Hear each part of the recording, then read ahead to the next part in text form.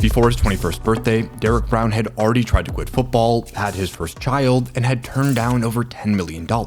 But what if I told you that these would not only turn out to be incredibly smart decisions, but they're also the reason that Derrick Brown is now responsible for a $6 million business that almost nobody knows about? Well, after interviewing him myself, that's exactly what happened. But to better understand the story behind how this all went down, we have to go back to the beginning, when Derrick Brown was born in 1998 in Sugar Hill, Georgia, a suburb 45 minutes north of Atlanta. See, Derrick grew up in a working class family, and as the son of an Army veteran turned police officer and Walmart manager, Derrick remembers how his parents often had to sacrifice so he and his two siblings never had to go without any necessities. He also recalls his parents always pushing him to be involved in his local community, which led him to doing everything from picking up trash in his neighborhood to wrapping presents during Christmas for kids who were less fortunate. Derrick describes the sort of upbringing as a structured freedom, remembering how his dad would always tell him, "You got my trust until you mess it up." Now, growing up in the South as a kid who eventually grew to be 6'4" and 317 pounds by high school, you might think that Derrick has been in love with football for his entire life. But that couldn't be further from the truth, because even though he started playing football at the age of 9, he says that the daily practices and hot Georgia summers led him to prefer basketball, where he could practice indoors. However, when he told his dad that he wanted to focus exclusively on basketball, Derrick says he didn't take too kind to that. Instead, his dad, who refused to let any of his kids quit something they had already started, insisted that his son continue to play both sports. And as Derrick started high school, it became increasingly obvious to James Brown that his son had the potential to earn a scholarship to play football. So the retired Army vet decided to provide Derrick with a bit of an extra incentive to keep playing. It was either get a scholarship or probably enlist. And that was one road I was fighting not to go down. So Derrick ended up receiving his first scholarship offer as a sophomore from ECU, and less than a week later, more offers from dozens of the top schools across the nation started to flood in. It was at this point that Derrick realized that football was going to be the way he would provide for his family one day. And by his senior year at Lanier High School, he was a 5-star recruit, the 3rd best defensive tackle in the country, and ranked as the top player in all of Georgia. But by Derrick's standards, this wasn't good enough. Not only did he think that he should be the top-rated defensive tackle in the country, but he wanted to be the number 1 rated overall player too. Still, his ranking at number 6 in the nation didn't stop him from being heavily recruited by over 30 of the top Division I programs. Although nearly every recruiting site predicted that he would wind up at the University of Georgia, whose campus was less than an hour away from where he grew up. In fact, Kirby Smart wanted Derrick so badly that he took 2 separate helicopter trips in the same day to meet with him and then come back to watch him play basketball. But as it turned out, Derrick had different plans.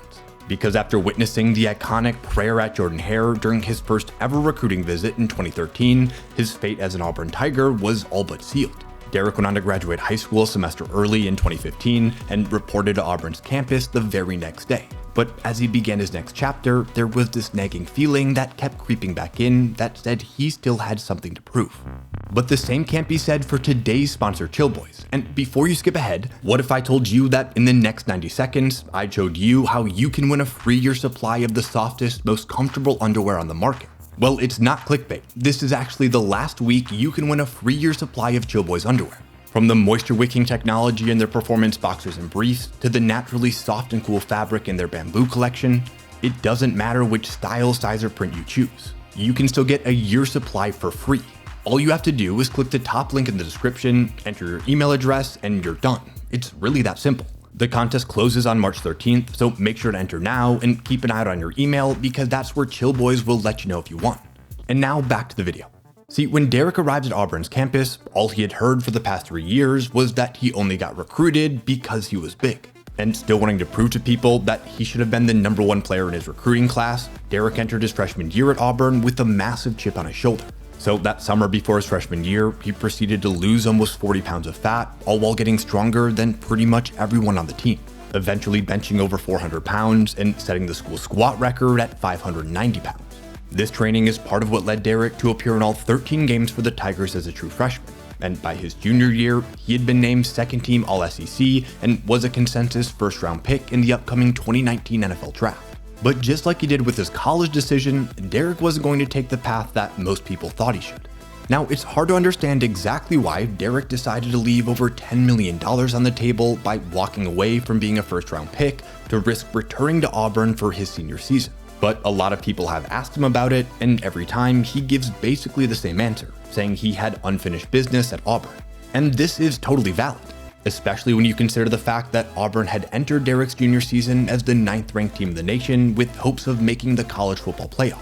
But by the end of the year, they were 8-5 and playing Purdue in the Music City Bowl. However, I also think it's possible that the decision to stay at Auburn had a lot less to do with football than most fans might think. Because just 8 days before Derrick was set to play in the final game of his junior season, his girlfriend gave birth to their first child, Kai Asher Brown. And while you may think that having a kid in college would be further incentive to go start your NFL career, Derrick had a different perspective. Because of the internet, man, forever on, your kids will be able to look up and see what you've done. And, I'd like for my name not to be one of those forsaken ones to pop up on their feed one day. Now, I took this as Derrick basically admitting that he had some growing up to do, which is totally fair given he wasn't even 21 years old at the time. In fact, Derrick actually reflects fondly on his senior year as one of the more simple times in his life. Not only was he able to get his degree in marketing, but he was able to move in with his now wife and grow into his role as a father, all without the pressure of moving to a new city to play for a new team. Meanwhile, on the field, Derrick had one of the best defensive seasons in Auburn history, becoming just the 10th player in school history to be named a unanimous All-American and winning SEC Defensive Player of the Year. This catapulted him from being just a first-round pick to a consensus top 10 pick, more than doubling the value of his eventual rookie deal. But before Derrick could ever think about signing his first NFL contract, he had to learn how to handle money first. See, Derrick was a part of one of the last class of athletes who were forced to avoid learning about earning and spending money in college for fear of violating NCAA rules. So it wasn't until he was drafted 7th overall in 2020 and signed a fully guaranteed $23.6 million deal that he received a crash course on what it meant to manage your money. And even though Derrick remembers going to his financial advisor and pitching him on dozens of investment ideas, from cabins in the woods to virtual reality startups, it was actually one of his teammates that offered him some of the best advice. Never forget, Stephon Gilmore, played with him a few years ago. No matter what goes on, never forget what's your bread and butter. All these opportunities and stuff outside are great, but football's first. So that's what I remember every single time things start to feel like it's starting to get a little much, then always go back to plan A. But just because he was focusing on football doesn't mean Derrick wasn't still trying to learn what his other teammates were doing off the field. Xavier Woods, he's got a trucking company, he's got a real estate company, and I was always just fascinated. I was like, I'd go over there and hey X, when I was starting out my real estate stuff and learning how to, try to figure out the formula in which we wanted to build from the ground up. Still, it took Derrick 3 years of playing in the NFL to feel comfortable enough to start looking outside of football for ways to make money. And the first place he looked was Zillow. During 2020, I started really taking just I kind of had a hyper fascination over sitting around and looking at Zillow and these things. And when we first started, we started doing distressed properties and flipping homes and doing things like that. And, that was it was always so cool to see just go inside. It's an old house, but it's gutted and it's a brand new house from the inside. And, when I started to do that, I think my hyper focus from the off season, triggered completely to trying to figure that out. Okay, how can I maximize the most out of, my time, money, and, the efforts in which I'm trying to learn about things. And, I think that's been the coolest thing, from, getting actually going and help with some of the projects. And I think last year we did a flip home and, we ended up tearing the floors out of it. And, I'm telling you, man, that's young man's work. I'm telling you, that's a long day in the office. Now, Derrick bought this first property in February of 2021 for $136,000, less than 45 minutes away from where he grew up. And he spent that off-season ripping out floorboards and helping repaint walls, just like he said. He told me that he felt doing the work was important in the early days of flipping homes so that he could better understand the process and help keep his costs down. But throughout this process, he says that he fell in love with his new side hustle.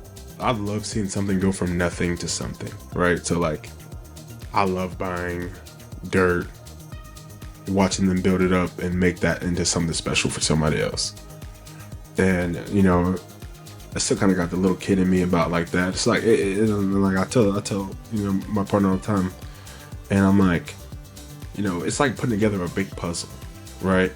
That's an expensive puzzle, but You know, it's like putting together a big puzzle, and when you get done, it's like this magical project. And when we've, you know, seen the ending of these projects, you know, with him and his side and what they do, man, it's like bringing beauty to something that was damaged and old and ugly. It also didn't hurt that, according to public filings, his first house was eventually resold in August of that same year for $245,000, an 80% increase in value. This early success led to Derrick partnering with a general contractor to buy and flip 5 more homes over the next few years. And today, they're even building a few brand new homes from the ground up. As of this year, Derrick and his partners already have 2 homes in the process of being built, with a 3rd one starting soon. However, their goals are much loftier than that. You know, we like to be able, we're building 10, 15 custom homes a year, being able to roll into some multifamily spaces.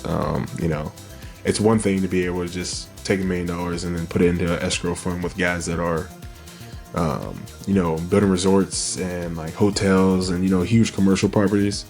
But then like going from the ground up yourself, man, it's just something fulfilling. I have a diversified portfolio, so I do a little bit of all that stuff too. But, you know, that's just being a limited partner. And, you know, just, you know, I'm in this part of life where I can be a general partner and, you know and kind of control the situations that's going on and what we're doing. So I take advantage of it, man. I love it. And Derrick is now in a prime position to do just that, because in April 2024, he became the 5th highest paid defensive tackle in the NFL with a 4-year, $96 million contract extension, meaning he's now earning more than every player ranked ahead of him in high school. Not to mention that with his current goal of building 10 to 15 homes per year with an average home price of $400,000 in the Southeast United States, that's $4 to $6 million worth of real estate Derrick will soon be responsible for building and renovating every year. A process that he's purposely keeping close to home so he can hop in his truck whenever he wants and never be more than a few hours away from one of his projects. But still, at the end of the day, there's not one singular dollar amount that Derrick is chasing. Man, I'll just say it like this. I want enough money in the bank where if I wanted to just put in a money market account and make that 4 or 5% a year, then I wouldn't have to worry about anything.